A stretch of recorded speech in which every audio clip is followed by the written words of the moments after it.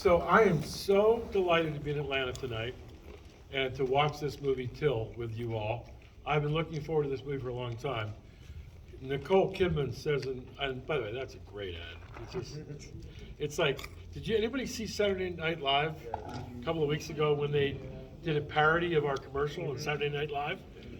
That is the ultimate compliment to AMC. That of all the commercials, of all the companies in the United States, they wanted to make a little joke at ours. That says something. But anyway, Nicole says that somehow heartbreak will feel good in a place like this. I think the Emmett Till story is a heartbreaking story, but somehow it will feel good in a place like this. So thank you all for coming out. I hope you're as excited to watch this movie as I am. And having said that, I said it when I came up just to say hi earlier, that a few of you just came to see the movie and most of you are here because you heard I was going to be here. So I'm curious, are there any apes in the room? So it's just this simple, guys. You saved our company. And you saved movie-going in America. I want to take you back in time. It was not March of 2020, it was December of 2019. We were finishing the year before we ever heard the word COVID. Everything was fine. We're the biggest movie theater chain on earth. Biggest in the US, biggest in Europe, biggest in the world. And somebody said there's a little virus in Wuhan, China. It didn't really get out of China until late February. And I remember being at my desk in Kansas City, where AMC is based. It's where we were founded in 1920. The Dubinsky brothers, Polish Catholic emigres who came to the US, moved to Kansas City, bought one theater, and 102 years later, their movie theater company is the largest on earth. But I was in my office in Kansas City, and I heard that the city fathers in Milan, Italy, wanted us to shut 6 theaters in Milan for 10 days. And I remember thinking, that's odd, because COVID was starting to get talked about, and I heard it was like a 14-day quarantine. So I thought, well, why aren't they shutting us down for 14 days? Why only 10? Like, either we should stay open, or we should shut for 14 days, but I don't really see how 10 days does what they want. But I don't run Milan, they run Milan. So they wanted us to shut, so we shut 6 theaters. And I remember thinking, well, we have 1,000 theaters in 15 countries. It's a shame that 6 theaters are shut for 10 days, but it's only 6 theaters. Well, 3 weeks later, 3.5 weeks later, we shut every movie theater we had in the world. Every single one. 1,000 theaters closed. And they were all closed for 5 months. And some of them were closed for 10 months. The ones in New York and California. And New York and California is about a quarter of our portfolio in the United States. And this was serious stuff. And we went from a company that was like biggest in our industry and just doing fine and very predictable, cash coming in the door, good times, bad times, cash coming in the door. We went to nothing coming in the door. Nothing. And we almost ran out of cash 5 times in 2020 and in early 2021. But we raised some money. We did it in April, we did it again in July, we did it again in September and October, we did it again in December and January. And then you all showed up. And as I guess most of you know, I think all of you probably know, but when I heard that individual investors had descended on AMC, and that you had all of a sudden come from like nowhere to owning 80% of our company, I thought, well, company managements always talk to their shareholders. I know how to talk to 100 institutions who used to own our company. How do I talk to 3 or 4 million individual shareholders? And the answer's pretty obvious. Twitter. Twitter. It's amazing, that thing, Twitter. And so I started tweeting in April of 2021. And it wasn't new to me, because back in the days when I told you I was like a small, very, very, very small owner of the 76ers, but I was the team CEO for 2 seasons. And this is back 2011 to 2013. And I wanted to engage the Philadelphia fan base.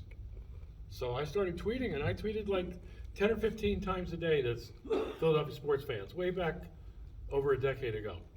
And in the 2 years that I ran the 76ers, I tweeted over 4,000 times. So I had a lot of experience on Twitter. I knew how to work it, and how to type my own tweets, and when it's too long, how you edit it to make it shorter, and I knew how to do it. And I enjoyed it. And I remember way back then I benefited from it, because not only did I get to speak to the fans, but I got to hear back. Because I actually, not only I wrote my tweets myself back then, I read the stuff that came in, and I learned a lot. I learned what was on their mind. And what most of them wanted was taller guys on the basketball court. Get big guys. What's all these small guys? Get big guys. So I started tweeting. I had 20,000 or so Twitter followers back in April, and they were leftover sports fans back from 2013. And the little dirty secret is I had 30,000 followers, and it dwindled down to 20,000 because I hadn't tweeted in like 5 years. So, you know, they would cancel me off. They would unfollow me. But so I had 20,000 sort of Philadelphia sports fans on my Twitter feed. But all of a sudden, you all figured out that I was tweeting. And 20,000, it's like, a year and a half ago now? Now it's 275,000. And I still think there's some Sixers fans in there somewhere. But mostly, it's AMC fans. And I tweet almost every day. Not every day, but almost every day. But I do now what I did then. I read my Twitter feed inbound. And I learn so much about what you think because you tell me. Sometimes friendlier ways than others. And what I learned along the way, a lot of the people who are buying our stock were just there for the money, which is why people invest. So it's certainly a legitimate reason to be an investor. But so many of you were there for a bigger purpose. And the bigger purpose is you didn't want professionals on Wall Street putting us out of business. You didn't want our theaters to stay closed in perpetuity. You didn't want us to throw in the towel and give in to COVID-19. You wanted us to fight. And you told me over and over again that if we fought, you had our back. So I fought. And as you know, we've saved AMC. And we ended, I'm going to be very careful what I say because earnings are coming up and I can't say anything going forward. All I can do is look backwards and tell you what we said in June. But we had more than $1 billion of cash or undrawn revolving credit line on June 30, the end of the last quarter. And so we were in a very strong position. Strong enough that I could take $28 million of your money and buy into a gold mine in Nevada. And again, I want to be careful what I say going forward. I can only talk about what's public. But what I said when we did that, there was a lot of people saying, he did what? He's buying a piece of a gold mine? Like, has he lost his marbles? And I just kept saying, look, I know it's not the most obvious thing that a movie theater company is going to do, but we're going to make a lot of money from this investment in a gold and silver mine in Nevada. A lot. And then I put out what became a sort of famous tweet where I said that when this is all over, there's going to be a lot of crow eating. And I'm not going to be one eating crow. Let them eat crow, right?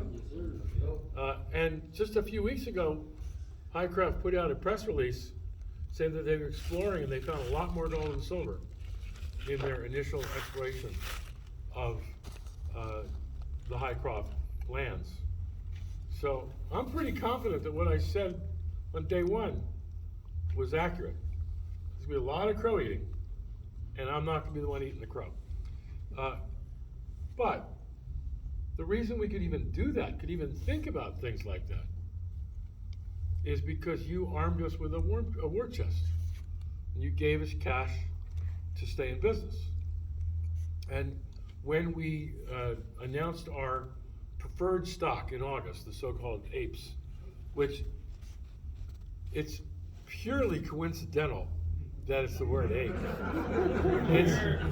It stands for AMC Preferred Equity, and we got the stock symbol APE. And somebody might have pointed out to me afterwards, did you know that APE, and I would just say, it stands for AMC Preferred Equity. And maybe it was a little tip of the hat to you, right? But that's going to allow us to raise more money. And raising more money is important. COVID is not over yet. Movie going in August, it was very strong in May and June and July with Top Gun Maverick, but movie going in August and September was very slow. Slowest it's been in over 20 years. But that's because there weren't very many movies released. But look ahead, October, November to December, we got big movies coming out. I don't know about you, but get your tickets for Wakanda Forever quick, because good seats are going fast. And there are a lot of good movies. That movie Babylon that you saw a trailer for, that's a serious movie with Margot Robbie and Brad Pitt by Damien Chazelle. I mean serious like big money, not serious like it's serious. And Avatar 2 is coming out in December. Yeah, James Cameron would appreciate your applause.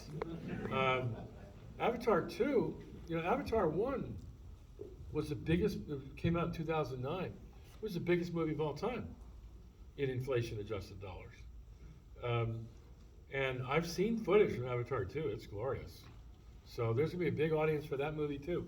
So if you actually look at people coming out to theaters, a year ago, like nobody was coming to theaters, everyone was afraid of COVID.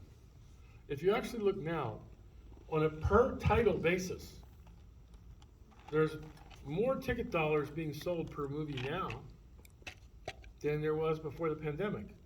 It's just that there are fewer movies being released. So we're leaning all over the Hollywood studios, like, give us more movies, guys. Like, film them, put them in the can, send them to our satellites, and like, let's go. Because people, look at you guys, you're all here tonight. People want to go to the theater and watch a movie. If COVID taught us one thing, it's not that streaming services are going to put movie theaters out of business. It taught us we don't want to be prisoned in our houses and apartments 24/7 for like a year in a row without being able to go out. I used to joke, I even did it on national TV once. I think I said on national TV, I know I said it a lot of places, but like, hey, if I could go to a hardware store for 3 hours, like that would be an exciting afternoon, you know? We want to get out of our house, we want to be with people. And slowly but surely, the world's coming back. And I'm pretty optimistic that the box office across our whole industry in 2023 will be much bigger than it was in 22, which is much bigger than it was in 21, which is much bigger than it was in 2020. We're not back to 2019 levels yet, but that's our ultimate hope. And what that means when we get back to where we once were was, okay, AMC's 102 years old. We put a lot of smiles on a lot of people's faces in 102 years. People went to be entertained and amused. And I hope that in the next 102 years, we can have just as bright a future as we had in the last. And assuming that we get there, and it's not a slam dunk, it's not, nothing, there are no guarantees in life. The economy is gonna be lousy for probably 2 years. We're all gonna have to suffer this together. But look ahead with a longer term mentality. The one thing I'm convinced of, movie theaters have always been a central part of the cultural fabric of the United States, and the world too, but we're talking the US here. And, they said radio was gonna put movie theaters out of business. It didn't. TV was gonna put movie theaters out of business. It didn't. VCRs were gonna put movie theaters out of business. It didn't. DVDs were gonna put us out of business. Then streaming was gonna put us out of business. It's not going to. We have a bright future, and that's because 3 or 4 million of you stood by our side at a critical time and said, we're not gonna let anybody take away movies from us. And because you trusted us and you invested with your cash and you gave us the monies that we needed to get through the pandemic, we're here, we're gonna stay here, and I think the future's pretty bright. And when I say the future, I'm not talking about this week or this month or this year. I'm talking about looking ahead with kind of a 5 to 50-year mentality. If Vladimir Putin doesn't blow up the world before that. But let's hope. Before I close, I sort of just said thank you to all of you. But I want to say thank you to one other group of people. Louisa Killaroo right there is the manager of AMC Phipps Plaza. This is her theater. She worked here as a manager. She's run it as the general manager for the last 3 years. I think you said you have 11 years with our company. There are several other Atlanta GMs who came into the room tonight. We have a lot of theaters in Atlanta. Atlanta's a very important city to AMC. And when they heard I was coming to town, they wanted to join us. So where are the other AMC GMs in the room? Raise your hand, say hello.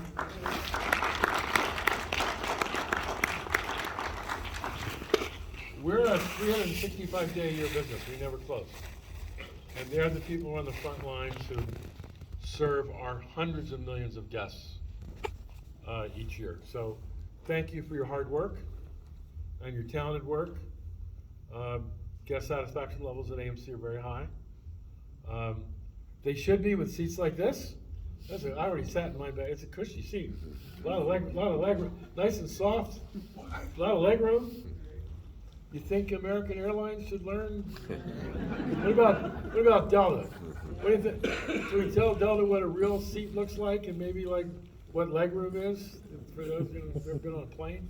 It's not quite this nice. So with that, you all, collectively, your voice, it's powerful, it's strong, and you've kept your company alive, and it's now my job to make sure that we don't just escape COVID, but we thrive coming out of COVID. With that, we're about to see a very emotional, powerful movie with a very important story. I'm certainly looking forward to watching Till with all of you, and I look forward to talking with you after the movie's over. Thank you, everybody. Thanks for coming. Thanks for joining us tonight.